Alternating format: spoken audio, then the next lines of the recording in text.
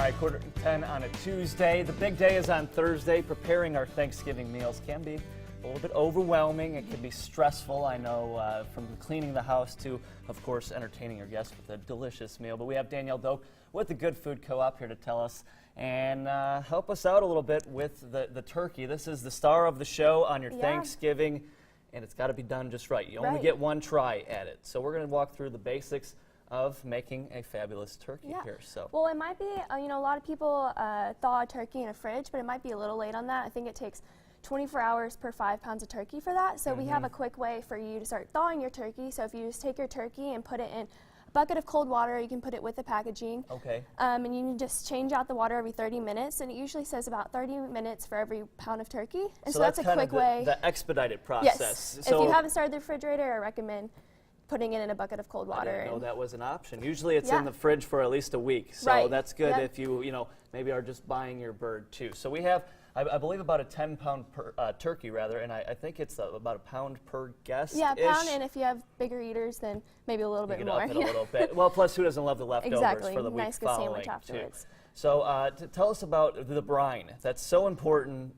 Getting your turkey, it keeps the juices going too. Right. So if you're thawing your turkey, you can mix this in with the brine. So brine is kind of a salt and water mixture, and it helps your turkey become moist and juicy. And we actually have brine kits with rubs at the co-op. Okay. So, but it's really easy. All you do is you bring like a quart of water and the brine mixture, which is salt, and you can also do herbs and sugar if you want more flavoring. Bring it to a boil.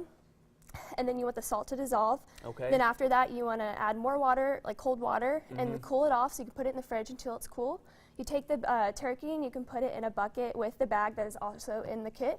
And you want to pour the cool mixture on top and then fill more water as you need it to make sure it's completely full and tie the bag closed. Okay. And then you just want it to sit there. You can do 12 to even up to 48 hours depending on your time. How long? Okay. Yeah, depending on your time. But it honestly just makes, you wouldn't think with salt mixture, but it makes it more juicier and makes it delicious. And you can see that video right there on the screen kind of walking us through the process. Right. Now there's some Thanksgiving purists at home that are probably rolling their eyes at this kit that you have available at Good Foods Co-op.